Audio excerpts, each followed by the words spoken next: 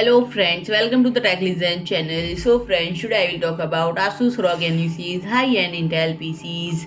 And friend, the latest ASUS ROG mini PC lineup accepted to provide a new lifeline to NUC 13th generation now and first generation Meteor Lake core ultra soon. And friend, with the inclusion of the NUC product lineup, things will get exciting and the platform will surely elevate to high standards. And it is reported that the ROG NUC product will come with Intel's current 13th generation Raptor Lake and first generation Core Ultra chips that we know as Meteor Lake. And friend, the system are accepted to powered by NVIDIA's GeForce RTX 4000 series lineup, particularly the RTX 4070, and it is also disclosed that the system would feature a hybrid cooling mechanism merging air and liquid cooling to achieve optimal performance with great thermals.